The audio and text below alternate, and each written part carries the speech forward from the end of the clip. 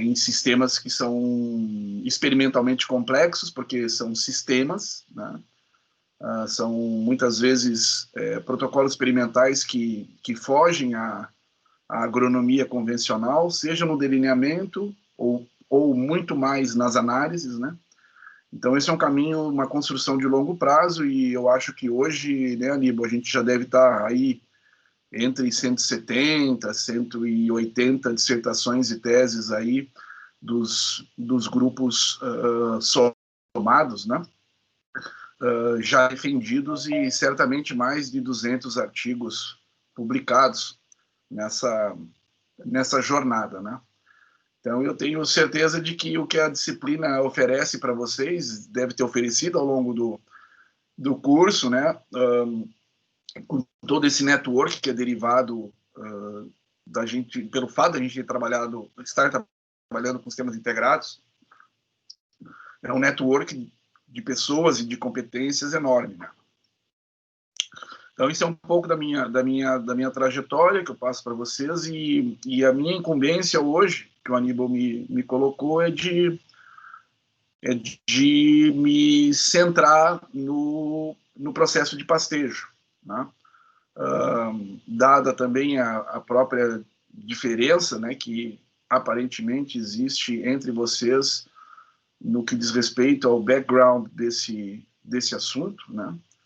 Então, estou aqui mais ou menos preparado, né, para conduzir eu diria quase uma conversa, né? Eu acho que a gente tem a oportunidade na pós-graduação de ter bastante interação, de não ter aulas assim convencionais, com só eu falando e sequência de slides. Eu abri aqui 3 apresentações com coisas que estão ali dentro que eu gostaria de mostrar para vocês, e mais centrado na questão do pastejo, né? Para reforçar, aparentemente vocês tiveram uma aula com o Leonardo, né, sobre o assunto, e agora a gente estaria, então, com digamos assim, uma segunda iniciativa no mesmo tema. Confere, Aníbal? Isso mesmo, Paulo. Até agora, o único momento assim que se falou mais aprofundadamente isso com o componente animal foi com o Leonardo Szymczak. Tá ótimo. Que também trabalhou, né, com o professor Paulo, né, ele foi meu orientado, mas o trabalho dele de mestrado, doutorado, teve uma ligação forte aí com a proposta do professor Paulo aí, que é o mentor, né, a pessoa que conseguiu um insight aí em cima de tudo que se conheceu nos últimos 20 anos aí da interface planta-animal, e ele adentrou nesse espaço com profundidade e conseguiu tirar desse conhecimento, ter um insight da aplicação desse conhecimento na prática, que numa brincadeira, o Rotatino, como um nome fantasia, inicialmente uma brincadeira, e que acabou pegando, né? E hoje o professor Paulo, de forma que eu acho que ele não faria esse comentário como eu estou falando, né? Mas o que o professor Paulo propôs é uma verdadeira revolução, né, do ponto de vista de manejo de pastagens. É uma proposta totalmente inovadora e que vai fazer uma diferença muito grande daqui para frente, né, em relação ao último século, que houveram avanços em diversas linhas, né? Mas o grande diferencial que eu entendo que aconteceu, que está acontecendo, né, é exatamente nessa linha aí de uma proposta de manejar a pastagem com um enfoque tendo em vista o animal e não a planta. Então, eu não quero falar mais aí também, daqui a pouco eu vou começar a falar 2 horas, porque é um tema que eu fico extremamente atraído, né, empolgado, porque entendo que significa uma mudança enorme, né, das respostas que a gente vai ter, pelo que já se está vendo aí na aplicação desse método aí proposto pelo professor Paulo. Devolvo a palavra. Essa é a vantagem de ter um compadre, né? Então, sempre está superlativando, né, os pequenos passos que a gente dá. Mas a gente vai chegar a abordar um pouquinho do Rotatino, né, para que vocês entendam. Não é uma aula disso, né, mas a gente vai passar pelo tema, né. Eu costumo dizer que é um conceito, na verdade, ele não é um método de pastoreio, ele é um conceito de entendimento da pastagem, do pastejo e da condução dele pela gente nos sistemas de produção, né? E o nome, né, compadre, que ele surgiu de uma brincadeira, na verdade, né? Como a gente tem que ajustar as coisas dentro da vamos dizer assim, do contexto científico, né?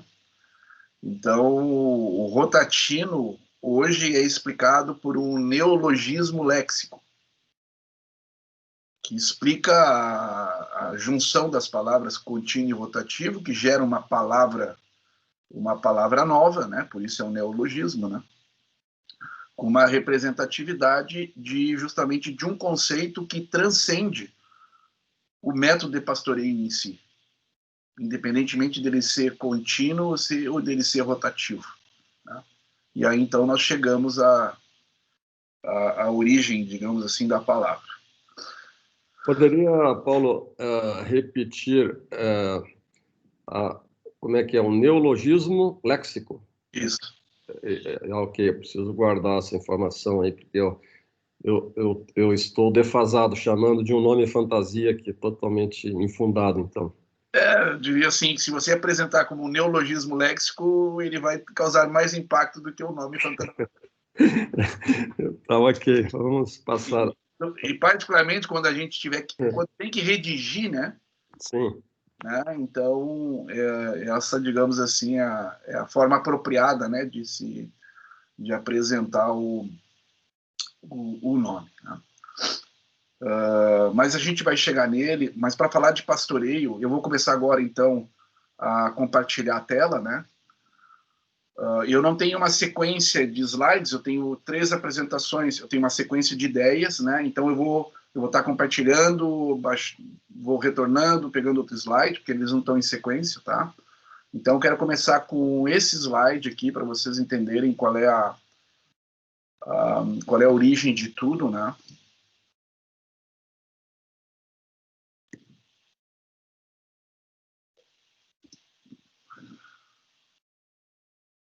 Esse é um primeiro esclarecimento, né? Que só é um único slide de terminologia, né? Eu imagino que vocês já devem ter vencido os ILPs, ILPF, IF, não sei o que lá, né? E CIPA, imagino que já passaram por isso. Então, nós vamos falar especificamente Já passaram, né, Aníbal? Sim, nós discutimos essa questão aí do que significa o termo CIPA, né? Que abrange tudo, isso foi conversado. Tá bem. Então, agora a gente vai entrar em pastejo e pastoreio, né? Porque tem muita gente que fala, por exemplo, método de pastejo, né? Confunde o pastejo com o pastoreio, e aqui tem uma coisa que é importante destacar, porque diferencia o que é o processo natural dos animais, né? Pastejo é o processo natural, é o processo de qualquer herbívoro quando ele vai colher o seu alimento, né? E o pastoreio significa quando a gente interfere nesse processo, tá? Os métodos de pastoreio, quando vocês ouvirem método contínuo, método rotativo, né? Eles são métodos quando a gente interfere nesse processo natural, um processo que ele é construído em milhares e milhares de anos, E o que a gente faz simplesmente nos sistemas de produção nada mais é, ou nada mais deveria ser, que o espelho dessas relações que foram construídas há milhares e milhares de anos, né? Essas relações planta-herbívoro, cunhadas aí, para a gente ficar só nos ruminantes, a gente está falando provavelmente de 30, 35 milhões de anos atrás. Essas relações com as gramíneas, por exemplo, quando você vê esses documentários das grandes savanas, né, da África, por exemplo, onde você vê essas manadas, né, de herbívoros comendo pastos, né, essas braquiárias que a gente trabalha, esses pânicos, esses sínodons, estão lá na sua vida natural, né? Muitas, recentemente que tem algumas braquiárias que são híbridos e alguns pânicos, mas essencialmente esse material genético, esses germoplasmas, eles estão lá na África no seu estado bruto, eles só foram selecionados, reproduzidos e trazidos, por exemplo, para o cerrado e pastejados com um herbívoro doméstico. Tudo isso para dizer que nós não estamos assim tão longe de como que essas relações originalmente, né, evolutivas, né, o quanto elas estão sendo conduzidas nos sistemas de produção atuais, tá? Então esse é o pastejo no seu estado bruto, né? Só que se você prestar atenção, digamos assim, em como que essas relações se dão no seu estado bruto, né? A primeira coisa que eu os convido a raciocinar é que se esses animais estão aí pastando e as gerações estão se sucedendo há milhares e milhares de anos, eu os convido a concluir de que isso é um processo de elevado sucesso. Não? Se chegou até os dias de hoje, não? Então teve alto sucesso reprodutivo, que é a essência, né, de todo o processo evolutivo. E como é que isso se dá lá na África? Primeira pergunta que eu faço para vocês, vamos usar essa foto, alguém enxerga alguma cerca aqui? Não, não tem cerca. Os animais estão livres. De novo, são herbívoros, se você olhar nas patas deles, é um monte de gramínea, isso é uma savana, né? A composição botânica é essencialmente de gramíneas. Que gramíneas? Exatamente, ou muito próximo dos mesmos gêneros que a gente usa aqui. São os pânicos, braquiários, ok. Quem é que ajusta a carga aí? Quem é que ajusta a lotação? A própria natureza. Esses rebanhos, eles seguem, né, um roteiro dentro de um espaço bastante grande, inclusive migram entre países, né, se deslocando atrás de chuva, né, chuva, radiação solar que se transforma em produção primária, em produção vegetal. Eles vão seguindo aonde tem comida, né? Isso vai fazendo um ciclo migratório que eles aprenderam a fazer. E a natureza ajusta a carga, né? Quando tem bastante chuva, radiação abundante e crescimento de pasto abundante, ato contínuo, as taxas reprodutivas aumentam. Os rebanhos são melhor alimentados, né? Eles se reproduzem e aumenta a lotação de forma natural. Como os herbívoros estão numa cadeia trófica intermediária, isso afeta também a população de carnívoros, que também tem os seus ajustes em função da quantidade de alimento que está disponível. Aumenta os herbívoros, aumenta os carboidratos. Uma consequência, mais boia, né, mais alimento, maiores taxas reprodutivas, maiores descendentes. E em anos onde acontece o contrário, né, seja por uma seca, por qualquer razão, né, o caminho contrário é feito. Ou seja, se diminui as taxas reprodutivas, né, num primeiro momento a quantidade, a biomassa de carnívoros, né, que estão no último estágio lá dessa cadeia trófica, ela ainda está constante, então ela come mais dos herbívoros, né, até ela mesma se ajustar, né, e assim é feito os ajustes de carga, né, para usar uma terminologia recente e moderna, né, do manejo de pastagens, né, e assim é feito todo o processo, né. O que eu quero dizer para vocês, né, é que, ou na verdade eu os convido, né, a raciocinar, né, é que a natureza que é perfeita, né, ela não precisa de cercas e nem de intervenção humana para ela andar bem. Mas a gente chegou para intervir, digamos assim, nesse processo, né, há mais ou menos uns 9.000 anos atrás. Tá? A gente domesticou as primeiras plantas, né? Domesticamos os primeiros animais, mais ou menos aí no Neolítico. E a primeira figura, né? Primeira figura de toda essa história do manejo de pastagens foi o pastor, né? É o primeiro registro, né, de intervenção, né, de tentativa de conduzir os animais, né, no seu processo natural de pastejo, foi o pastor, ainda sem cercas, né.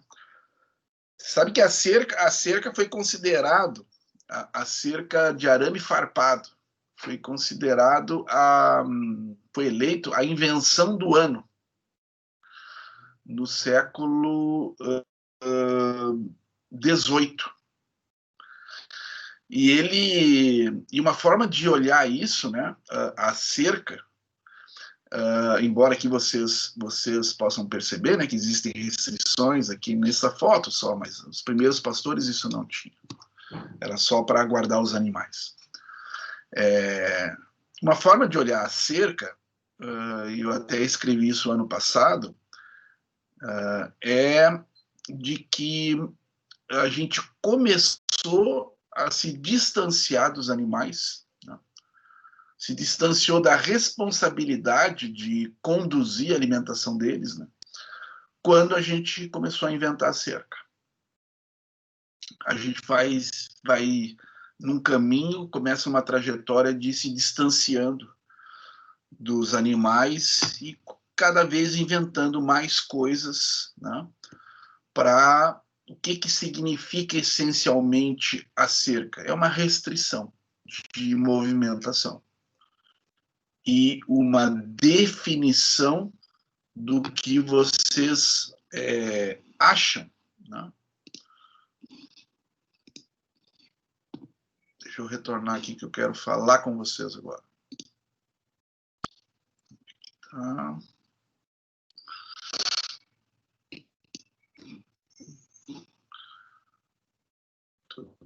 Estou tentando ver onde é que eu paro o compartilhamento.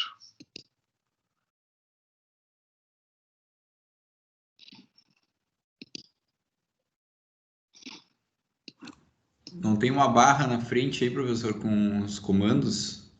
Aí tem uma setinha, que deve ter um X para o senhor aí na beira da... O problema é que ele segue compartilhando a minha tela, entendeu, Marcelo? E isso... E eu não... Na verdade, vocês estão vendo o que eu estou vendo. Vocês podem ver que ela não está ali. Isso mesmo. Estamos vendo o que tu está mexendo aí. Exatamente. Aqui, achei. Achei. Não era naquela tela, era numa outra subjacente que estava aqui, né? Então, uma forma de você isso é um pouco do Rotatino, né? Eu tenho certeza que essa pequena introdução que eu fiz e a forma como eu trato, digamos assim, aquilo que a gente entende como manejo de pastagens, né? Ela já caracteriza para vocês uma forma muito diferente de entender manejo de pastagens. E é por isso que a sequência disso vai redundar numa proposição de um conceito de manejo que é diferente. Porque na origem dessa evolução da relação humana com o processo de pastejo, ela é uma relação de restrição. Ela é uma relação de alguém que quer subjugar um animal, né, a ele fazer o que eu determino que seja feito. Claro que isso entra também em outros assuntos, né? As fazendas comerciais têm limites, tem tudo isso, né? Mas a lógica, né? A lógica antrópica sobre manejo de pastagens é forçar os animais a fazer coisas. Tá? E quando o princípio é esse, né?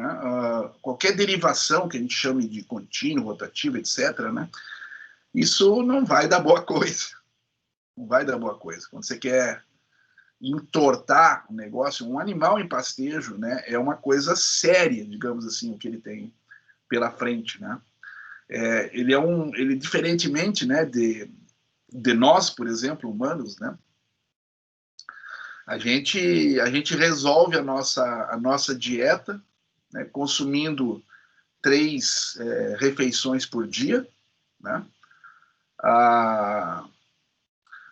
Em média, um brasileiro, né, leva 7 minutos para tomar café e mais ou menos uns 25 a 35 minutos no almoço e na janta, e resolveu o desafio, né, de colheita de nutrientes para estar vivo no dia seguinte, né?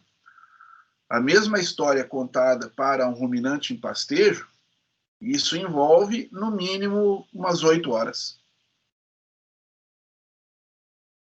Ou seja, a vida dele é comer.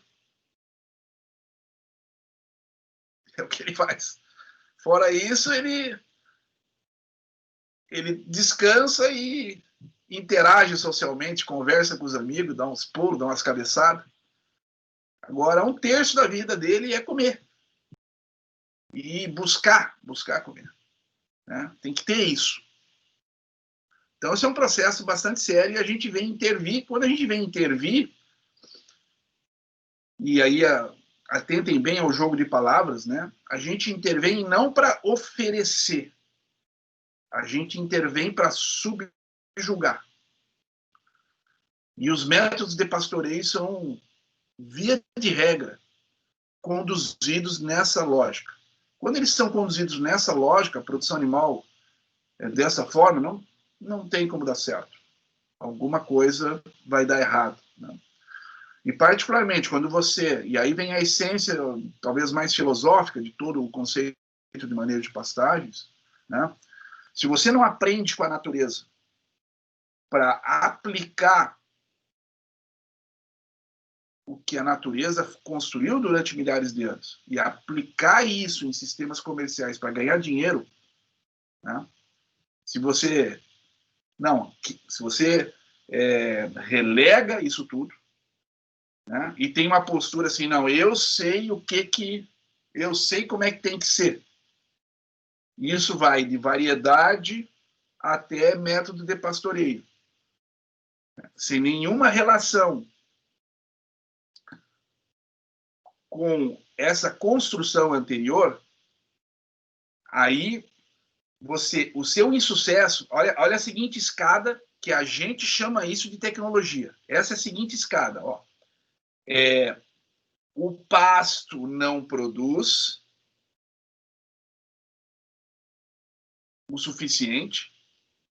Aí eu crio uma suplementação, e chamo de tecnologia. Suplementação é tapa-buraco. E vou além. Crio sistemas onde eu colho o alimento do animal e dou no coxo, silagem, acerto com concentrado, e na último degrau dessa história tem um sistema onde os animais estão completamente fechados com a dieta na boca deles, no coxo. E aí você tem o último nível, né, de intervenção em todo o processo, a tal ponto que um animal herbívoro pastejador passa a ser um comedor de coxo. E nós inventamos que isso é uma tecnologia. Alguém já tinha pensado dessa forma?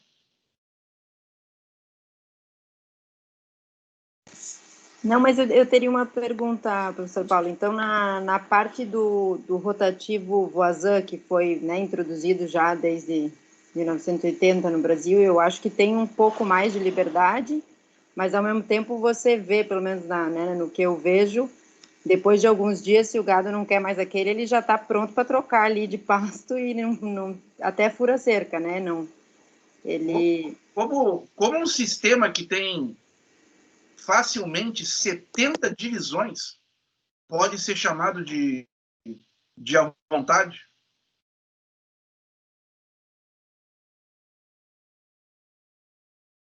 Não, era essa a minha pergunta. Então, você não vê o Voisin como um conceito de que daria, né? Porque você tem que ficar trocando de piquete. A questão nem é essa.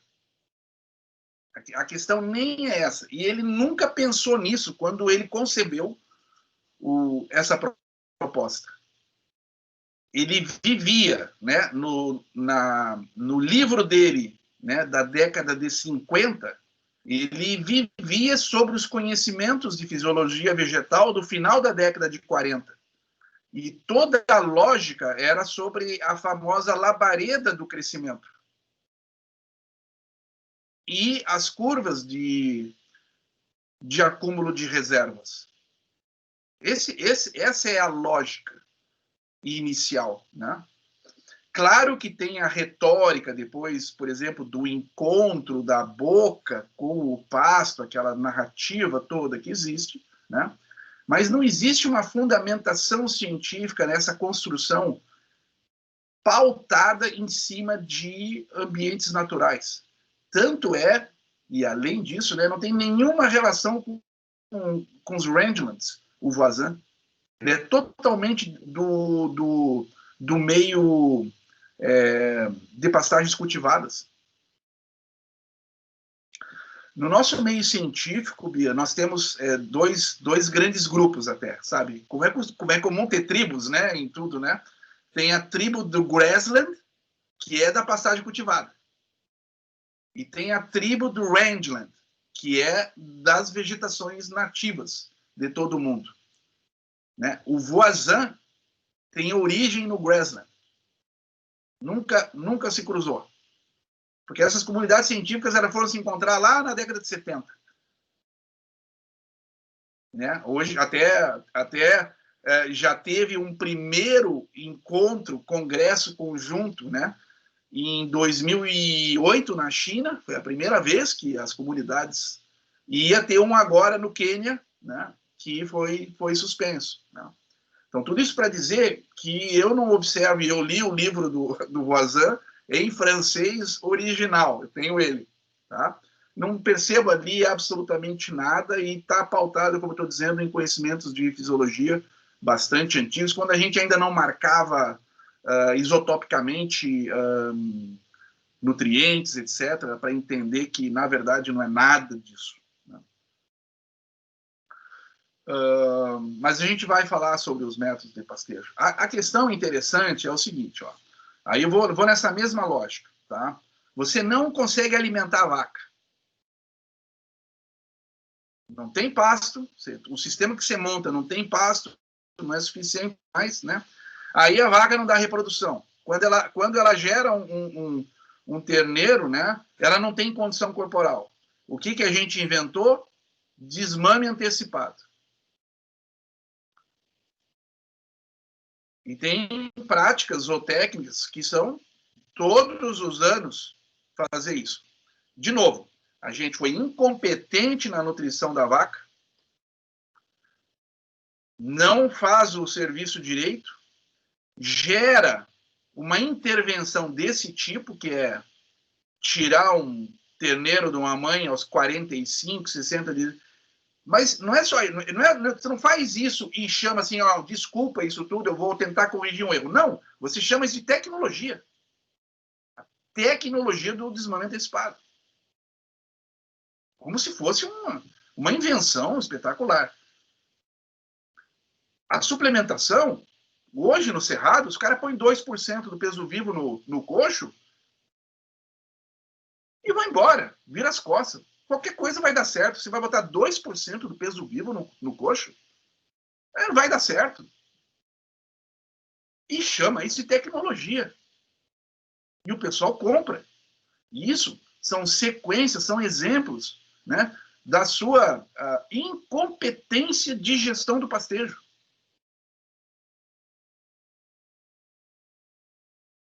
Né? E aí a gente atua em duas frentes, né?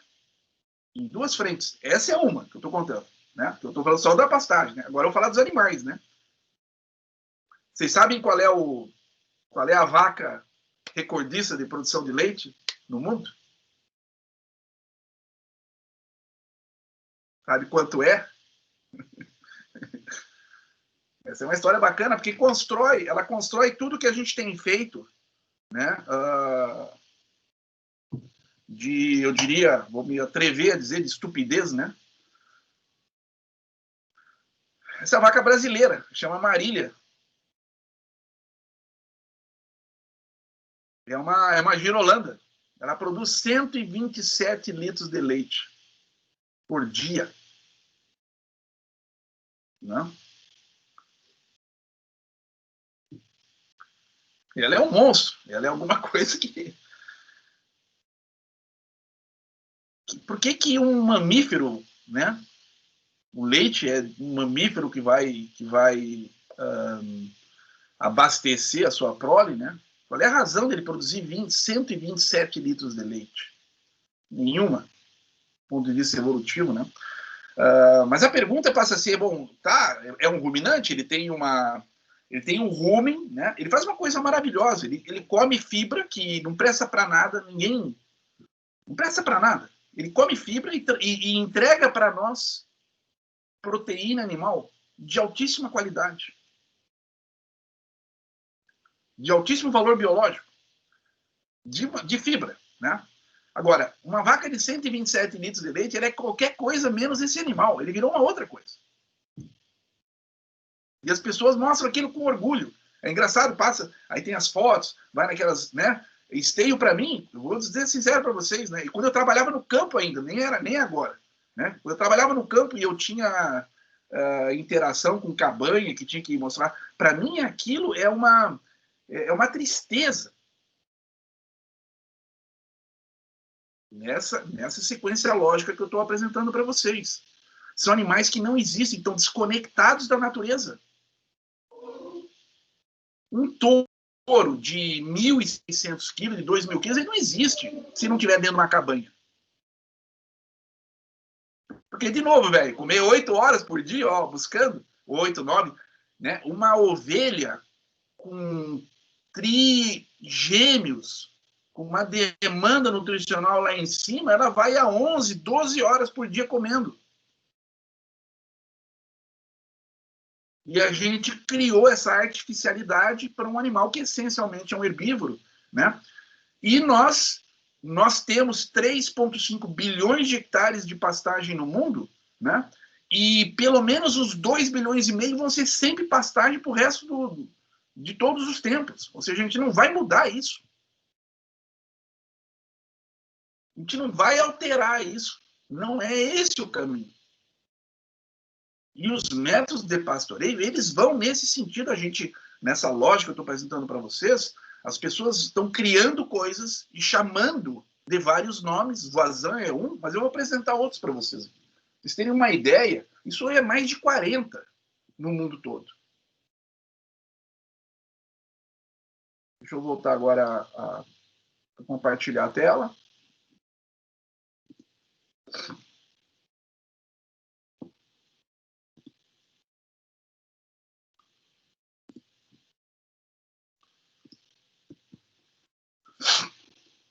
Isso aqui é um exemplo das coisas que nós criamos. Justamente, Bia, o Voisin não está aqui porque esta revisão, que é do ano passado, sobre métodos de pastoreio, ela é uma revisão, você está vendo, olha, Sustainable Grazing Management in Rangelands. Como ele é do Rangeland, desse grupo de pastagem natural, o Voisin não está ali, ninguém conhece o Voisin nesse meio, tá? Mas ali vocês vão ver o Mary, o HILF, o Holístico, Mob Grazing, Rest Rotation, Santa Rita, tem várias criações, né? Dentro do que a gente chama aí de... ou seja, a gente chama não, essa é uma proposição do texto, né? Quando ele separou, digamos assim, essas grandes proposições, né? Entre sistemas que são múltiplos piquetes ou aqueles com piquete único, né? O Voisin, se ele tivesse aí, ele estava, obviamente, dentro de múltiplos piquetes, né, e múltiplos rebanhos. Então, a gente tem criado, né, essas diferentes, digamos, formas de condução do pasto, né. O primeiro passo foi o pastor, né, que eu sempre gosto de dizer que foi a segunda profissão do mundo, né. A primeira, eu nunca falo sobre ela. E depois do pastor, né, o primeiro sistema foi esse, é o sistema mais simples, que ele restringia a grande movimentação dos animais, muitas vezes dentro de propriedades que têm limites, digamos assim, comerciais, né, e os animais ali dentro, nesse momento, quando você criou a primeira cerca, os animais perderam a sua liberdade de agir como eles agem na natureza. E aqui foi quebrado, né? Antes disso, também, no pastor, também foi quebrado, porque eles, na hora de dormir, digamos assim, eles estavam restritos numa determinada área, né? Estavam protegidos, inclusive, de predadores. Essa é a história da domesticação dos animais, né?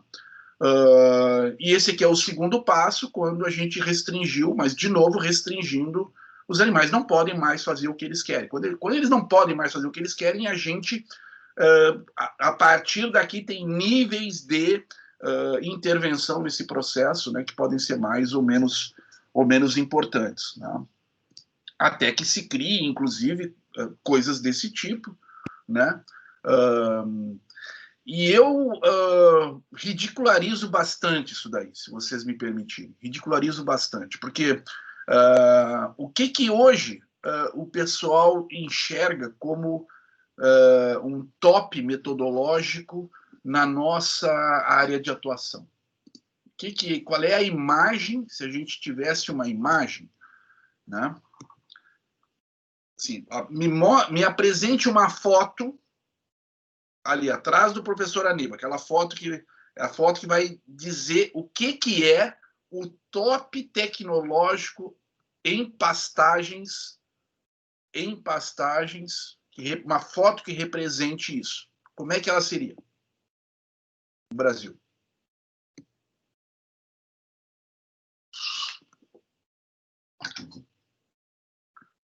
Eu posso botar para vocês, se vocês quiserem. Ou eu posso descrever. Vou botar. Aqui, ó. Vou botar para vocês. Deixa eu compartilhar a tela.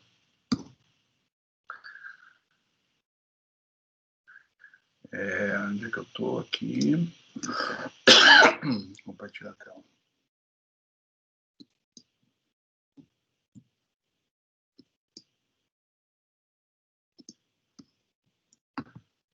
Eis a foto, que para mim, vamos ver se vocês concordam comigo, né?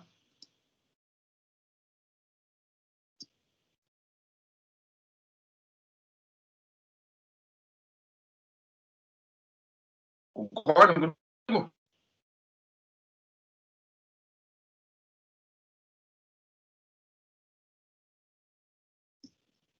Sim ou não?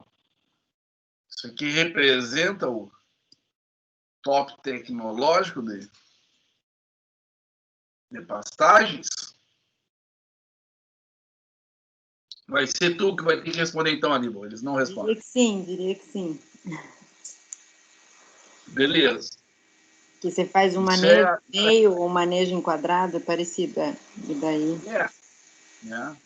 Se você mandar um projeto desse para o CNPq, é barbado, já ganhou. Já ganhou. O que tem aqui? Pastagem cultivada, provavelmente nitrogênio, irrigação e intensificação. Né? Essa é a foto conceito que hoje nós temos. Né? E quando você vai em propriedades rurais para olhar top tecnológico, é isso que eles te mostram. E uma variedade aí top, né?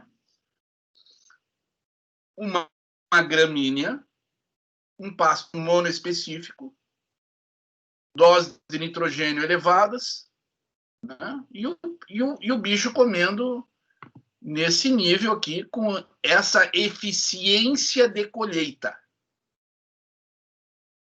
Né? Bicho, animais comendo, aproveitando bem o pasto. Né? Então, vamos lá. Leitura sobre pastejo. Claro que nesse momento eu estou construindo uma coisa mais conceitual com vocês, né? Que é onde até a gente vai chegar, inclusive no rotativo. Bom, irrigação. Isso aí tem o quê? Uns 2.000 anos antes de Cristo? Vários registros no Egito disso, de irrigar a planta. Isso é coisa mais antiga do que andar para trás, isso. Pastos monoespecíficos.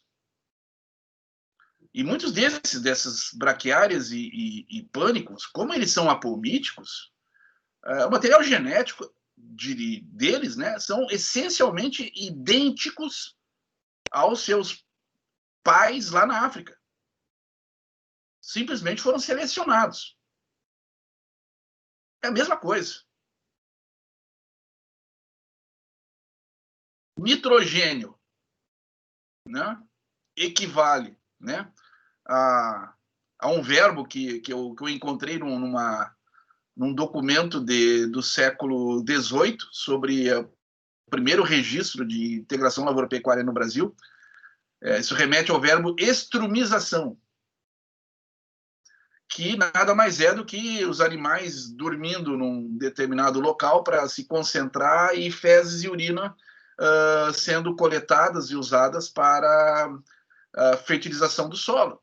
Ou seja, a fertilização em si, esse nitrogênio, a única coisa que ele é sintético no seu modo de produzir. O resto tudo, ou seja, não tem processo novo. Isso que é importante, às vezes, a gente entender. Não tem processo novo. Nós, 9.000 anos depois, nós construímos isso como tecnologia. Isso é nada, isso é zero. Não tem processo novo aqui. Em nenhum deles. Nenhuma dessas propostas. Não tem processo novo. No mesmo período, né, onde outras áreas fizeram robôs irem para Marte e analisar o solo marciano. Na nossa área, isso é o que a gente entrega. E a rota grande, né, falando sobre... Então, como é que você vai, né, construir sistemas de produção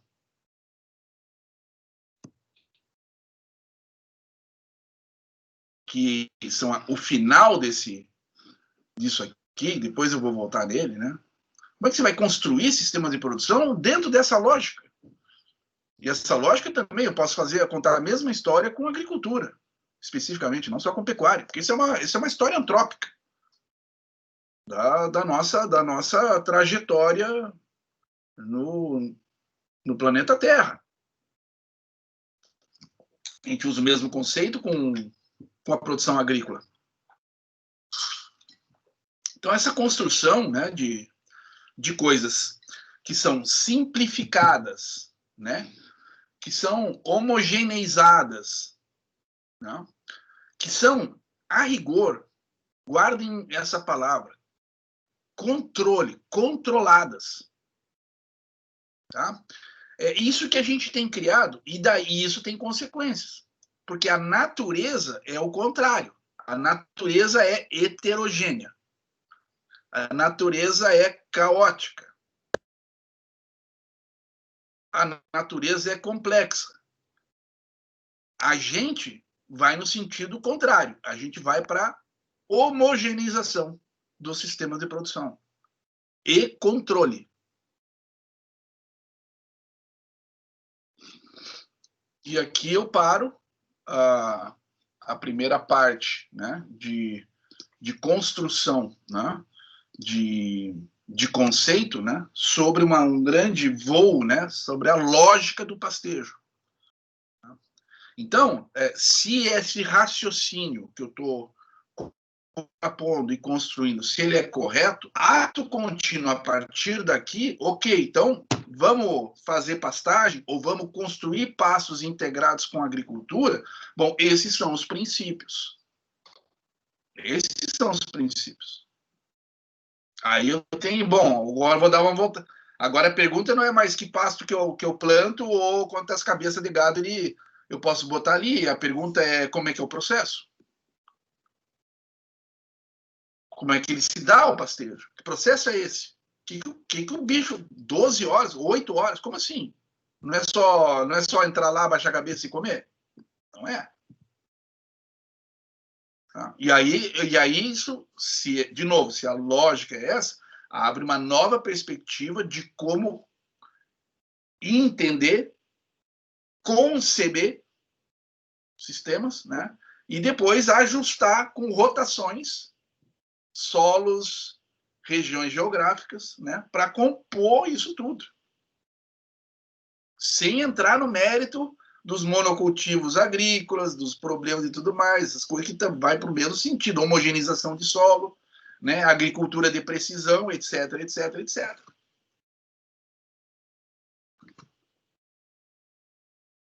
Essa precisão tem consequências, né? E, de novo, né, se vocês olharem com lupa tudo isso, não tem nada sobre processo. É tudo sobre saída, output do sistema. É tudo sobre ferramenta. O foco é sobre drone. É sobre robotização e não sobre processo.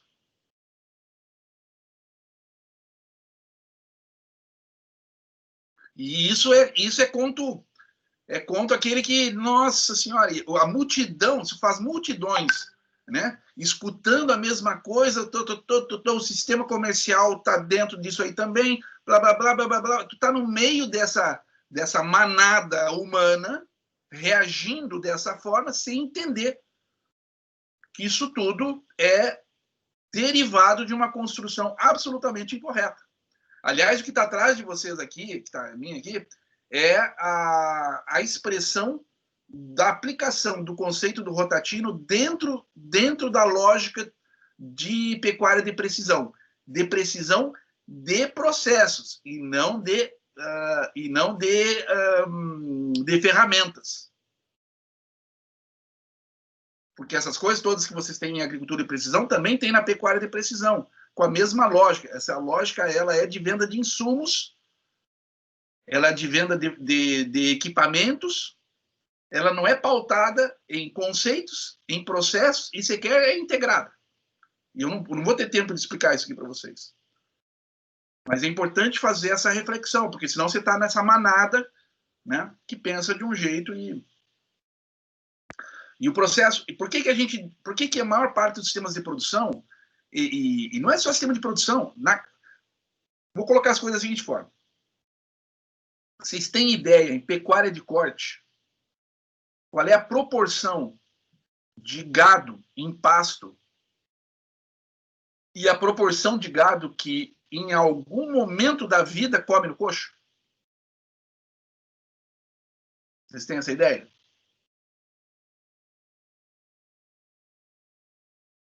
A grande maioria já comeu em coxo em algum momento, mas não sei a proporção. Tá sentado, né, Marcelo? Oi? Tá sentado, né?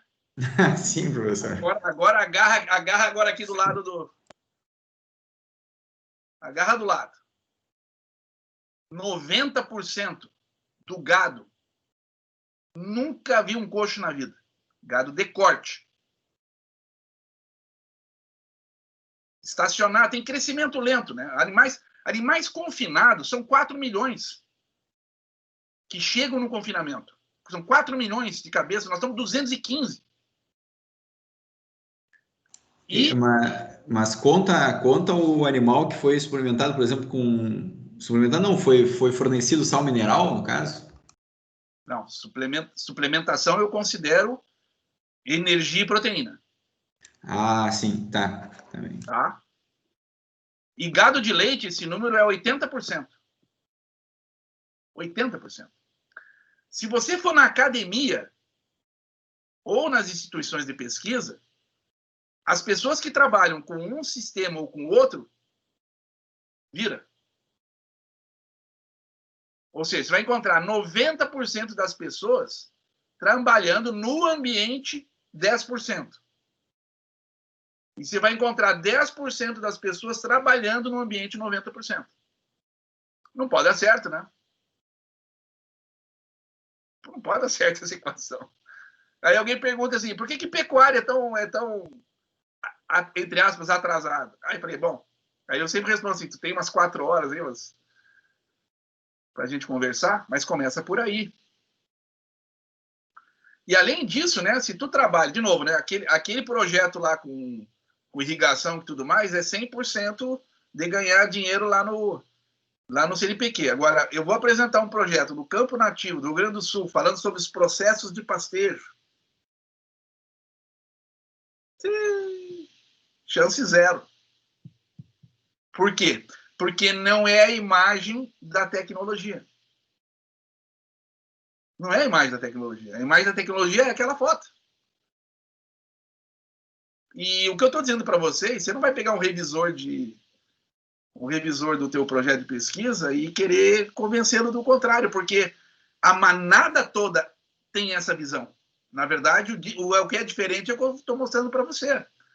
E a consequência disso é um conceito de manejo, por isso que o Aníbal diz que é tão diferente. Simplesmente ele é diferente por isso. Porque ele tem essa construção, que é uma construção que as outras pessoas não fazem.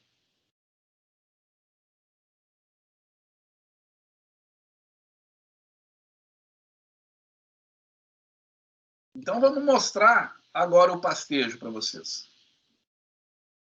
Deixa eu ver, ele vai estar... Acho que ele vai estar aqui. Vai estar aqui, tá. Então vamos lá. Vamos mostrar o pastejo para vocês. Eu vou compartilhar. Tá.